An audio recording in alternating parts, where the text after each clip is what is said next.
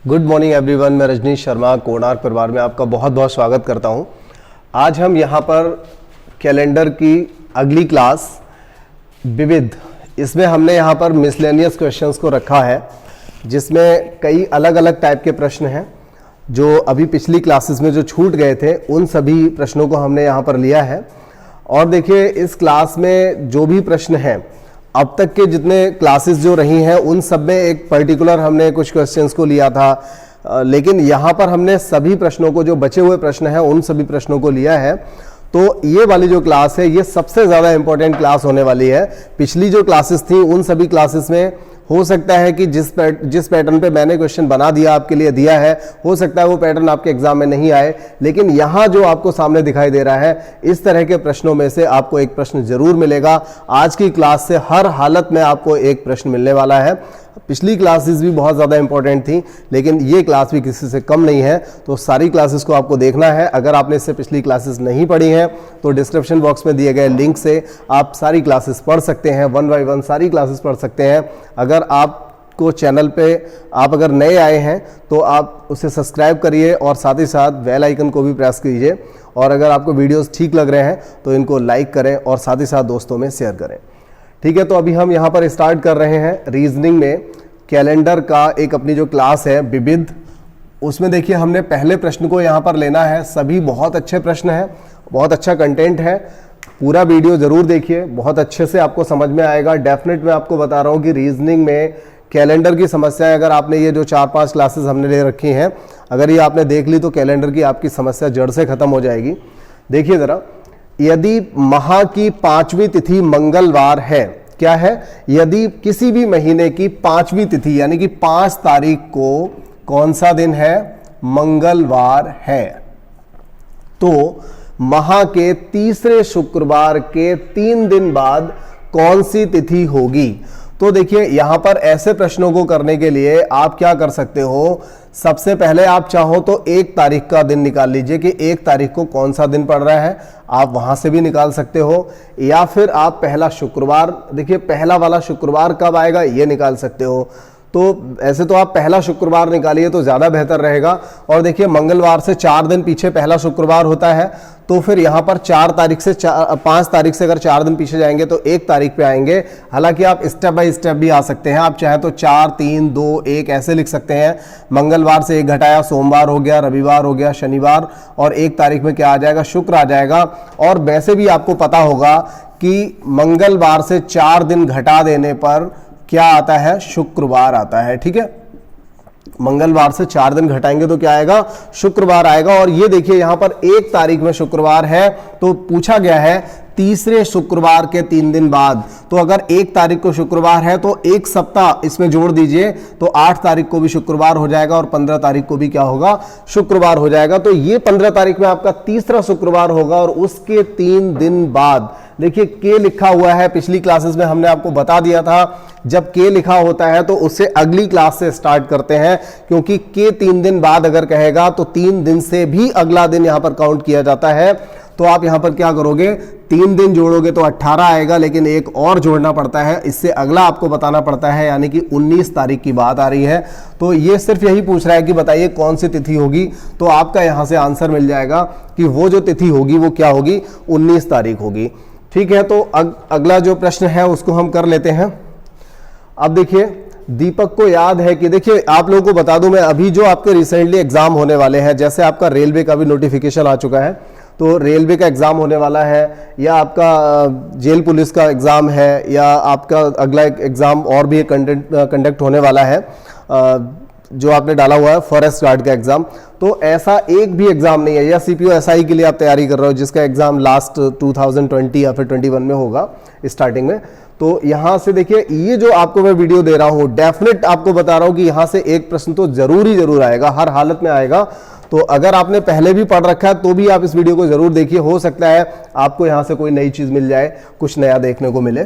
तो देखिए यहां पर है कि दीपक को याद है कि उसके भाई की शादी की सालगिरह, दीपक कहता है दीपक को याद है कि उसके भाई की शादी की सालगिरह जो है वो 18 अगस्त के बाद नहीं है, जबकि माताजी कहती हैं कि सालगिरह जो है वो 20 अगस्त से पहले है लेकिन 17 अगस्त के बाद है। तो बताइए कि वास्तव में उसके भाई की सालगिरह कौन सी तिथि को है। मतलब दो लोग हैं, दोनों लोगों में कंफ्यूजन हो गया, माताजी और दीपक दोनों लोग। एक कह रहा है 18 अगस्त के बाद नहीं है, माताजी कहती है नहीं 20 अगस्त से पहले है, लेकिन 17 अगस्त के बाद है। तो इसका मतलब ये हुआ आप कहीं ना कहीं ये दोनों के दोनों बंदे कंफ्यूज हैं। तो आपको देखना पड़ेगा कि ये दोनों लोग कौन सी एक ऐसी तिथि है जिस तिथि को ये दोनों के दोनों एग्री होते हैं, उसी तिथि में हम इनकी सालगिरह को मनाएंगे। चलिए खैर यहां पर हम लिख लेते हैं। यहां पर देखिए दीपक के अकॉर्डिंग क्या है, दीपक क्या कहता है, वो बोलता है कि 18 अगस्त के बाद नहीं है। चलिए ठीक है, हमने 18 लिख दिया और ब्रेक लगा दिया। 18 के बाद नहीं है, इससे पहले 17 हो सकता है, 16 हो सकता है, कुछ भी हो सकता है। ठीक है, दीपक का कहना है कि 18 के बाद नहीं है, मतलब 18 तक कभी भी हो जाए, लेकिन 18 के बाद नहीं है। लेकिन अब माताजी क्या कहती है जरा देख लेते हैं। मां क्या कहती है, मां कहती है कि सालगिरह 20 अगस्त से पहले है, 20 से पहले पहले है, 20 को भी नहीं। माताजी का कहना है कि 20 से पहले है, तो 20 से पहले है लेकिन 17 के बाद। तो माताजी का मतलब है कि या तो सालगिरह 18 तारीख में है और या फिर सालगिरह 19 तारीख में है। एक बार दोबारा समझ लीजिए, दीपक कहता है कि भाई की जो सालगिरह है वो 18 अगस्त के बाद नहीं है, मतलब 18 अगस्त तक किसी भी अगस्त में हो सकती है। ठीक है, तो 18 अगस्त से पहले किसी भी डेट में हो सकती है, या 18 के बाद नहीं है, मतलब 18 तक भी हो सकती है। 18 के बाद 19 में नहीं है, मतलब 18 को भी एग्री है वो कहता है 18 के बाद नहीं है, यानी कि 18 तक हो सकती है। और माताजी क्या कहती हैं कि सालगिरह जो है वो 20 अगस्त के बाद नहीं है और 17 से पहले भी नहीं है। उनका मतलब है कि 17 के तो बाद है लेकिन 20 से पहले है। तो माताजी को कंफ्यूजन है कि 18 या 19 में से कोई एक दिन रहेगा, और दीपक कहता है कि 16, 17, 18, मतलब 18 से आगे नहीं जाएंगे। तो ये दोनों ही लोग देखिए 18 तारीख में दोनों के दोनों लोग सेटिस्फाई हो जाएंगे, दोनों के दोनों के हिसाब से निकल करके आ जाएगा। इन लोगों के अपने तथ्य हैं, इनके अपने तथ्य हैं, लेकिन दोनों लोगों के तथ्य में 18 तारीख जो है वो कॉमन निकल करके आ गई है। तो 18 तारीख में सालगिरह हो जाएगी। तो इस सवाल का आंसर जो है 18 रहेगा और इस सवाल का आंसर जो था 19 रहेगा। ठीक है, अगर ये सवाल समझ में आ गया है तो इसके जैसे आपको किसी भी किताब में बहुत सारे प्रश्न मिल सकते हैं, आप उनकी प्रैक्टिस करिए। अगर कोई भी दिक्कत आती है तो मुझे आप कमेंट कर सकते हैं, व्हाट्सएप कर सकते हैं, जैसे भी चाहे आप मुझसे ऐसे प्रश्नों को पूछ सकते हैं। चलिए ठीक है, फिर हम तीसरे प्रश्न की ओर चलेंगे। तीसरा प्रश्न देखिए हमारा यहां पर है, नीतू का जन्मदिन 8 मार्च बुधवार को है। नीतू का जन्मदिन कब है? 8 मार्च बुधवार को है। देखिए इस सवाल से पहले भी एक बात और कहनी थी जो मैं कई बार भूल जाता हूं। अभी मॉर्निंग से मैं देख रहा हूं, मॉर्निंग से या 1-2 दिन से मैंने देखा है कि हमारी जो वीडियोस हैं उनमें एक अजीब सी एक आवाज़ यहाँ पर आ रही है। तो उस आवाज़ में थोड़ा सा ये रहता है कि सरसराहट की कुछ एक ऐसी आवाज़ कभी कभार ये वीडियो में आ रही है। तो ये एक टेक्निकल फॉल्ट है जिसको बहुत जल्दी रिमूव किया जा रहा है। तो तब तक के लिए थोड़ा सा इसको मैनेज करना पड़ेगा, थोड़ा सा एडजस्ट कीजिए। 1-2 दिन में ये जो है इसको ख़त्म किया जाएगा हर हालत में। ठीक है, तो अभी हम यहाँ पर देखते हैं कि नीतू का जन्मदिन 8 मार्च बुधवार को है। ठीक है, कब है? 8 मार्च बुधवार। कौन है, किसका है? अच्छा ठीक है, नीतू का जन्मदिन 8 मार्च। बोल दिया आने के लिए। देखिए नीतू का जन्मदिन 8 मार्च बुधवार को है। उसी वर्ष ऋतु का जन्मदिन सप्ताह के किस दिन होगा यदि ऋतु का जन्म 10 जुलाई को हुआ? देखिए बहुत अच्छा प्रश्न है। नीतू का जन्मदिन 8 मार्च बुधवार को है। ठीक है, 8 मार्च बुधवार को नीतू का जन्मदिन है। ये देखिए हम लिख देते हैं यहां पर 8 मार्च बुधवार। ठीक है, अब देखें, और ऋतु का जन्म, ये है नीतू का, और ऋतु का जन्मदिन कब है भाई? 10 जुलाई। ये हमें दिन बता देना है और हमारा आंसर यहां से ये मिल जाएगा। देखिए बहुत अच्छा और सिंपल सा प्रश्न है। यहां पर ऐसे सारी चीजें आप पढ़ चुके हैं, सारे कॉन्सेप्ट आपको आते हैं, सभी लोग होशियार हैं आप लोग। नीतू का जन्मदिन 8 मार्च बुधवार को है। तो देखिए मार्च, अप्रैल, मई, जून और हम जुलाई तक जाएंगे। तो यहां देखिए ये सिंपल सा प्रश्न है, कोई कठिन नहीं है ये। नीतू का जन्मदिन 8 मार्च, तो आप देखिए कि मार्च में, मैं लिख के बता देता हूं, मार्च, अप्रैल, मई, जून और आपका जुलाई तो है ही। ठीक है, देखिए मार्च में अगर 8 मार्च से हमें अब आगे चलना है तो मार्च में 31 दिन होते हैं। उन 31 दिनों में से अगर हम 8 दिन माइनस कर देंगे तो कितने बचेंगे, तो बचेंगे 23 दिन। और देखिए 23 दिनों में विषम दिन जो होते हैं कितने होते हैं, तो आपका जवाब रहेगा 2, क्योंकि 7 या 21 और कितना बचेगा, 2 बचेगा। यहां से अप्रैल में कितने दिन रहेंगे, 2 रहेंगे, मई में 2 रहेंगे, 3 रहेंगे, मई में 3 आएंगे और जून में 2 आएंगे और जुलाई में 10 जुलाई तक हम जाएंगे तो कितने दिन आएंगे, 3 आएंगे। तो इस तरह से आप देखिए यहां पर 2 और 2 4, 3 7, 7 का हिसाब बराबर हो गया, 2 और 3 5 दिन बचे। तो बुधवार में आपको क्या करना है, 5 दिन जोड़ देना है। तो आंसर आपका यहां से सोमवार निकल करके आ जाएगा। इस सवाल के लिए सोमवार आंसर हो जाएगा, तीसरे सवाल के लिए। ठीक है, तो एक अच्छा प्रश्न आपने अभी किया। और इसके बाद हम और अगले प्रश्न की ओर चलते हैं। प्रश्न नंबर 3 है, यहां पर क्वेश्चन नंबर 3 कर लिया है, चौथा करेंगे। चौथा प्रश्न है, देखिए यदि 16 मार्च को रविवार था तो उस माह में कितने शनिवार और कितने सोमवार होंगे। देखिए कितना बढ़िया प्रश्न है, सवाल पढ़ते ही आपको लग रहा होगा कि वास्तव में इंपॉर्टेंट है। यदि 16 मार्च को रविवार हो, 16 मार्च रविवार, 16 मार्च को कौन सा दिन है, रविवार है। ठीक है, 16 मार्च रविवार हो गया तो उस माह में कितने शनिवार और कितने सोमवार होंगे। तो देखिए सबसे पहले आप ऐसे सवाल को मैं कहूंगा, अगर आपको इसको डिटेल में समझना है तो आप पहला दिन निकाल लीजिए कौन सा होता है। मैं आपको बस बता दूंगा अभी कि इसमें कितने दिन, कौन कौन से कितने दिन होंगे। तो देखिए यहां पर अगर हम पहला दिन निकालेंगे, 16 मार्च को हो गया रविवार, तो 16 से एक सप्ताह पहले 9 तारीख में क्या रहेगा, रविवार रहेगा। और 9 तारीख से भी एक सप्ताह पहले अगर हम देखेंगे तो भी क्या रहेगा, रविवार। और यहां पर 1 तारीख में कौन सा दिन हो जाएगा, शनिवार हो जाएगा। बस देखिए अब आप समझ लीजिए सही राह पे चल पड़े हैं। 1 तारीख में अगर शनिवार है और बात हो रही है मार्च की, यानी कि 31 दिन होते हैं मार्च में। अब देखिए इस मार्च को अगर हम विषम दिनों में कन्वर्ट करें, सप्ताह में कन्वर्ट करें, तो क्या निकल करके आएगा, यहां से निकल के आएगा कि ये 4 सप्ताह और 3 दिन इसमें होते हैं। ठीक है, 4 सप्ताह का मतलब क्या हुआ कि हर दिन 4 बार तो आएगा ही आएगा, हर दिन 4 बार तो आना ही आना है। और 3 दिन कोई और ऐसे रहेंगे जो 5 बार आएंगे, जो रिपीट होंगे।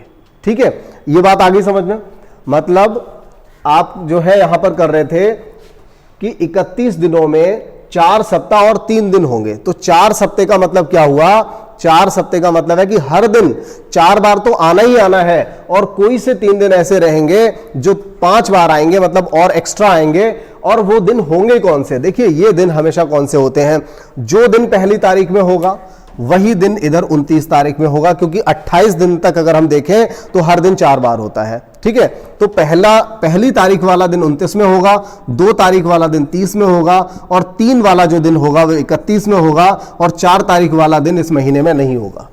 ठीक है, तो केवल 3 ही दिन मैक्सिमम ऐसे हो सकते हैं किसी भी महीने में जो 5 बार आएंगे, बाकी के सब 4-4 बार आएंगे। ठीक है, तो ये बात अगर आपको समझ में आ गई है, इसका मतलब 1 तारीख वाला जो शनिवार है, तो शनिवार कितनी बार आ जाएगा, 5 बार।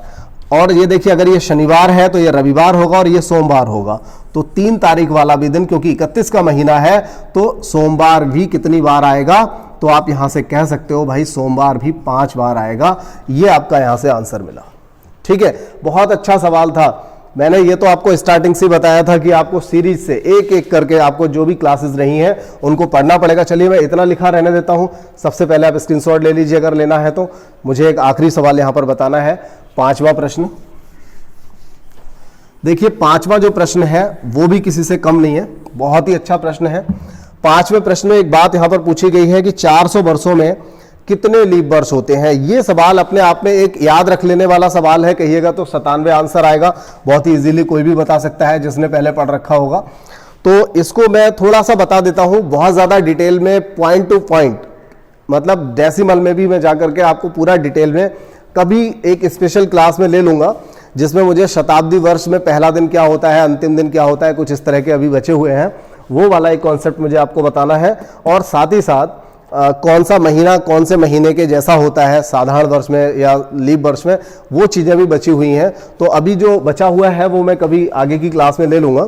लेकिन ये जरा आप इसका थोड़ा सा कॉन्सेप्ट ओरल समझ लीजिए।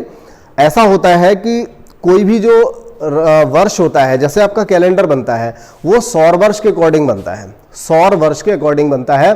तो सौर वर्ष से हमारा जो वर्ष होता है, हमने अपना वर्ष क्या मान लेते हैं हम, सौर वर्ष क्या होता है जिसमें पूरा एक चक्कर पृथ्वी का लगता है, तो वो 365 हम मान लेते हैं और 365 मान करके हमने अपना कैलेंडर बना दिया। मतलब हमने नहीं, जिसने भी बनाया, ग्रेगोरियन ने।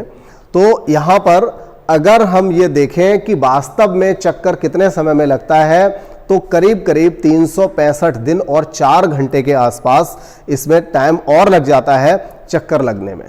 तो इस तरह से ये जो होता है या लगभग 6 घंटे के करीब लग जाता है, तो 6 घंटे के आसपास लगता है। और वो 6 घंटा 4 वर्षों में 6 चौक 24 यानी कि लगभग 24 घंटे के बराबर हो जाता है। इसीलिए हर चौथा साल लीप वर्ष हो जाता है और वहां पर हम 365 की जगह 366 दिन कर देते हैं उसको बैलेंस करने के लिए। लेकिन थोड़ी सी कुछ कमी फिर भी रह जाती है, और ये जो कमी होती है इसको पूरा करने के लिए कोई दिन 30, कोई 31, कोई 28, कोई 29 का बना लिया है।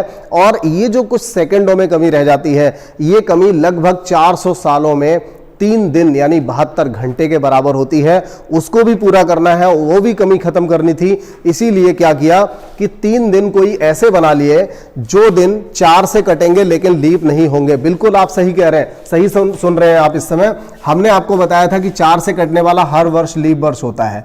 क्या बताया? 4 से कटने वाला हर वर्ष लीप वर्ष होता है, लेकिन ऐसा बिल्कुल नहीं, हर हालत में तो ऐसा नहीं होता है। हर 4 से कटने वाला वर्ष लीप वर्ष नहीं होता। देखिए मैं आपको आज बताता हूं, जैसे 2020 को अगर आप काटेंगे तो ये 4 से कट जाएगा और ये लीप वर्ष है। 2024 को काटेंगे ये भी कट जाएगा, 1872 को काटेंगे ये भी कट जाएगा। अगर आपने 1900 को काटा तो ये भी 4 से कट जाएगा, लेकिन ये लीप नहीं होगा, जबकि ये वाले तीनों वर्ष लीप वर्ष होंगे। ये वाला लीप वर्ष क्यों नहीं होगा? तो ये वही वर्ष है जो 400 सालों में कोई 3 दिन ऐसे रखने थे जो 4 से कटेंगे लेकिन लीप नहीं होंगे। तो यहां पर 3 वर्ष ऐसे वो कौन से थे? अब देखिए कैलेंडर जो होता है, मान लीजिए 1600 से स्टार्ट हुआ, 1700, 1800, 1900 और 2000। ठीक है, ये देखिए 400 साल हो गए, 100, 100, 100 और 100। देखिए 400 साल हुए। इन 400 सालों का जो कैलेंडर है, इस कैलेंडर में आप देखेंगे कि ये तो शताब्दी लीप वर्ष है और ये भी शताब्दी लीप वर्ष है। बीच में जो 3 वर्ष बचे हैं, ये 3 वर्ष जो है ये शताब्दी वर्ष होते हैं, जो 4 से कटते हैं, 4 से कटते हैं, 100 से भी कटते हैं, लेकिन 400 से नहीं कटते। ये 400 से नहीं कटते, 4 से कटेंगे, 100 से कटेंगे, लेकिन 400 से नहीं कटेंगे। मतलब ये शताब्दी वर्ष नहीं होते, लीप शताब्दी वर्ष नहीं होते, ये सिर्फ शताब्दी वर्ष होते हैं। और ये लीप वर्ष अगर आप 4 से काट के देखेंगे तो आपको लगेगा कि ये लीप वर्ष है, लेकिन ये लीप वर्ष जैसा बिहेव भी नहीं करते हैं। इसीलिए ये वाले जो 3 वर्ष होते हैं, इनको देखिए 400 सालों में, वैसे अगर हम देखें तो 4 से डिवाइड करके देखेंगे तो लगेगा कि 100 वर्ष लीप वर्ष इसमें हो जाएंगे, लेकिन 100 में से ये वाले जो 3 वर्ष हैं वो आपको यहां से माइनस करने पड़ेंगे। अगर आपको ये क्लास डिटेल में समझनी है, ये जो बात मैंने अभी आपको बताई थी, अगर आपको डिटेल में समझनी है तो आप मुझे बताइए, कमेंट कर दीजिए। मैं बहुत जल्दी कोई एक ऐसा क्लास बना दूंगा, एक ऐसी वीडियो, वो आपके सामने आ जाएगी। फिलहाल आपका आंसर इसका 97 रहेगा, ये आपको समझ में आ गया होगा। अगले कुछ और प्रश्न हैं अभी हमारे पास, उन प्रश्नों को हम लेते हैं, तब तक आप इसे नोट करिए।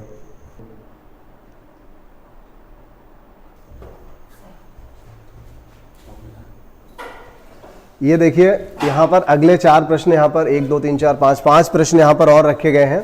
जैसा कि मैंने आपको पहले ही बताया था कि बहुत ही अच्छे प्रश्न हैं, यहां पर बहुत अच्छा कंटेंट है। तो इनमें से एक छठा प्रश्न यहां पर और है, जिसको कर लेते हैं।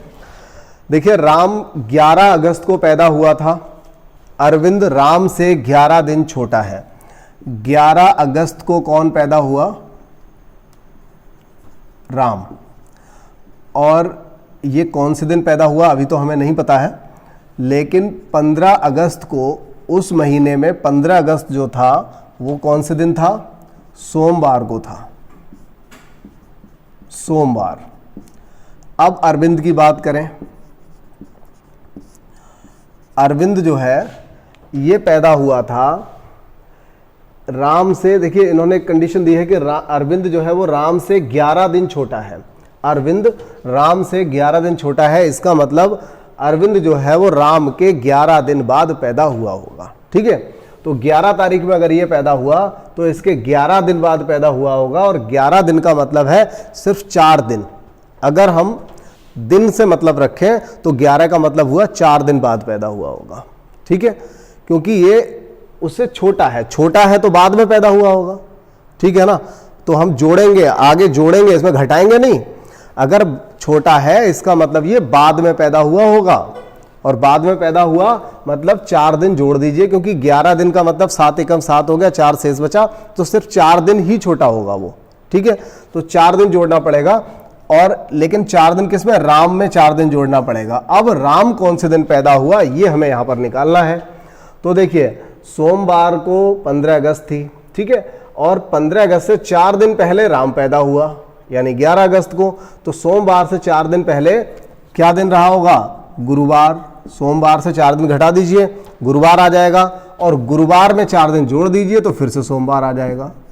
मतलब अरविंद कब पैदा हुआ, सोमवार को पैदा हुआ था।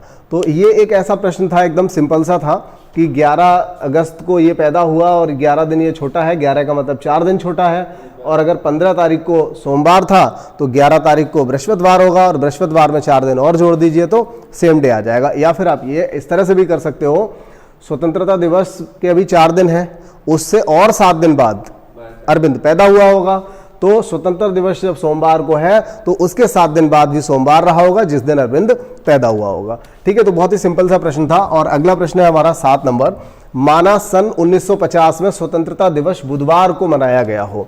तो देखिए इस सवाल में हमें लिखना भी नहीं पड़ेगा, क्योंकि हम पिछली वीडियो में कवर कर चुके हैं ये सारी चीजें। अगर 1950 में स्वतंत्रता दिवस यानी कि अगस्त की बात हो रही है, तो अगर 15 अगस्त 1950 को दिन कौन सा था, बुधवार था, तो 51 में यही जो स्वतंत्रता दिवस है वो कब मनाया जाएगा ये पूछा जा रहा है। मतलब साधारण वर्ष में कितने दिन आगे बढ़ते हैं, 1 दिन आगे बढ़ जाते हैं, तो यहां पर बुधवार से जो आंसर आपका रहेगा गुरुवार हो जाएगा, ठीक है। अगला जो प्रश्न है आपका 8वां, यदि सन 2000 में बाल दिवस शुक्रवार को था, बाल दिवस मतलब 14 नवंबर 2000 की बात हो रही है, 14 नवंबर 2000 में कौन से दिन था, शुक्रवार को था बाल दिवस। अब पूछा जा रहा है कि शिक्षक दिवस 2006 यानी कि 5 सितंबर 2006 में कौन सा दिन रहा होगा। तो देखिए ऐसे प्रश्न को करने के लिए या तो आप इनको मंथ वगैरह सब लिखो, और नहीं लिखना है तो बहुत इजी रहेगा, आप मेरे साथ चलिए, मैं आपको समझाता हूं, साथ साथ चलिएगा मेरे कलम के। यदि सन 2000 में बाल दिवस की बात हो रही है तो 2000 से 2006 तक पहले चलिए। तो क्या करेंगे हम, 14 नवंबर 2006 तक हम आसानी से जा सकते हैं। जरा चलते हैं, देखते हैं कैसे जाएंगे। देखिए 2000 से 2001 तक 1 दिन हुआ, 2002 तक 1 दिन और हो जाएगा, 3 तक 1 दिन और हो जाएगा, और 2004 तक 2 दिन हो जाएंगे, क्योंकि 2004 लीप वर्ष होता है। 5 में 1 दिन रहेगा और 6 में 1 दिन रहेगा, ठीक है। तो कितने दिन हो गए, ये दिन हुए 1 2 3 4 5 6 7, यानी कि यहां पर भी शुक्रवार रहेगा। 14 नवंबर 2006 में भी क्या रहेगा, शुक्रवार रहेगा, क्योंकि यहां पर 7 दिन का डिफरेंस आ रहा है, ठीक है। अगर ये बात समझ में आ गई है तो अब आपको थोड़ा सा वापस आना पड़ेगा अपना आंसर निकालने के लिए। क्या करना पड़ेगा, नवंबर से आपको सितंबर तक आना है। तो देखिए 14 नवंबर का मतलब नवंबर के तो 0 हो गए, 14 नवंबर का मतलब नवंबर के दिन 0 हो गए, और नवंबर से पहले अक्टूबर के दिन 3 हुए, और अक्टूबर से पहले रहा सितंबर, और सितंबर में कितने दिन होंगे, मतलब 5 तारीख के बाद, 5 तारीख के बाद वाले आपको दिन बताने हैं यहाँ पर, क्योंकि 5 तारीख के बाद आपको 14 नवंबर तक जाना है, या ये कह लीजिए कि 14 नवंबर से वापस आना है 5 तारीख तक। तो आप देखिए कि सितंबर में कितने दिन होते हैं, सितंबर में 30 दिन होते हैं। 30 में से अगर 5 चले भी गए तो 25 दिन इसमें और काउंट किए जाएंगे, और उन 25 दिनों में कितने विषम दिन रहेंगे, तो 4 विषम दिन रहेंगे, मतलब 7 दिन और हो गए, पूरा सप्ताह फिर से हो गया। इसका मतलब यहां पर भी आप कहेंगे कि शुक्रवार आंसर आएगा। तो तीनों ही डेट ऐसी हैं जिनमें विषम दिनों का कोई अंतर है ही नहीं, बार बार 0 हो जाता है। इसका मतलब सेम डे रहेगा हर एक तिथि में, जो इस सवाल में प्रयोग की गई है, ठीक है। बढ़िया प्रश्न था। अगला जो हमारा सवाल रहेगा यहाँ पर 9वां सवाल होगा, और 9वां सवाल बहुत ही अच्छा है। इसके लिए मैं यहाँ पर थोड़ा सा जगह बना लेता हूँ, रफ कर लेता हूँ इसको। ये देखिए या नवे से पहले, चलिए नवा सवाल ही करते हैं, ठीक है, नवा ही करते हैं। रमेश के नाना जी एक ही कैलेंडर का प्रयोग सन 1901, 1907 और 1918 में करते हैं। उन्होंने इसका यूज़ किया। अब वह इसका प्रयोग निम्न में से किस वर्ष कर सकते हैं? देखिए ऐसे सवाल में निम्न में से यहाँ लिखा हुआ है, मतलब नीचे ऑप्शंस दे रखे होंगे, ऑप्शंस कई होंगे, तो आगामी किस वर्ष करेंगे, कहने का मतलब यह है एक कैलेंडर उन्होंने यूज़ किया, 1901 में भी वही यूज़ किया, 1907 में किया और 1918 में किया। इसके बाद आगे किसी एक वर्ष वो और भी करेंगे और आगे कई वर्षों में होता रहेगा। एक कैलेंडर का यूज कई वर्ष होता रहता है, तो आगामी किस वर्ष जैसा होगा वो हमारे निम्न में से आंसर होंगे, यानी कि जो ऑप्शंस दिए होंगे। तो सबसे रिसेंटली जो वर्ष आएगा सबसे करीब में 18 के बाद, वो वर्ष हमारा यहाँ पर आंसर हो जाएगा, क्योंकि बहुत ज़्यादा बड़ा डिफरेंस नहीं देते हैं, तो रिसेंटली जो वर्ष आता है वही आंसर होता है। अब देखिए इसका एक फंडा है, वो आप जरा समझ लीजिए, क्योंकि कॉन्सेप्ट जब तक समझ में नहीं आएगा तब तक बात नहीं बनेगी। तो यहाँ पर कॉन्सेप्ट क्या है? कॉन्सेप्ट यहाँ पर यह है कि जो साधारण वर्ष होते हैं, जैसे ये 1901 है, 1907, 1918 है, हमेशा सवाल इन्हीं से पूछा जाता है कि आपका जो वर्ष कैलेंडर है वो किस वर्ष जैसा होगा। तो देखिए 1901 का, एक मैं आपको सीधी सीधी बात बताता हूँ, 1901 का कैलेंडर आप क्या करेंगे, 6 जोड़ दीजिए, तो देखिए कितना मिला, 7, तो 6 का कैलेंडर 7 के जैसा हो जाएगा। अब आप फिर से 6 जोड़िए, अगर आपने 1907 में 6 जोड़ा तो ये कितना बनेगा, 1907 में अगर 6 जोड़ोगे तो कितना बन जाएगा, 1913। जरा इसको डिटेल में भी करते हैं, अगर इन्होंने यूज़ किया है यहाँ पर, हो सकता है इन्होंने 1913 इन्होंने नहीं लिखा है, उन्होंने और अगला वाला लिख दिया है। मैं ज़रा आपको डिटेल में बताता हूँ, फिर ये कॉन्सेप्ट जो है शॉर्ट वाला वो भी आपको बताऊँगा मैं। तो देखिए यहाँ पर हम लिख लेते हैं 1901, 2, 3, 4, 5, 6, 7, 8, 9, 10, 11, 12, 13, 14, 15, 16, 17, 18, 19, यहाँ तक हम लिख लेते हैं पहले, 18 तक, ठीक है। अब देखिए 1901 में विषम दिन 1 होता है, यहाँ भी 1, यहाँ भी 1, यहाँ 2 होते हैं, 1, 1, 1, 2, ये 1910 में 1 होगा, 11 में 1 होगा, 12 में 2 होंगे, तो इस तरह से हमने इनको लिख लिया। अब देखिए इसका कॉन्सेप्ट क्या है, 1901 का हमें चेक करना है कि ये कैलेंडर किस वर्ष जैसा होगा, और आप इसको देख लेना, आप अपने मोबाइल में गो टू डेट करके आप चेक कर सकते हो। जो कैलेंडर मैं यहाँ पर बता दूंगा वो कैलेंडर सेम अगले उस वर्ष जैसा होगा जो हम यहाँ पर अभी निकालेंगे।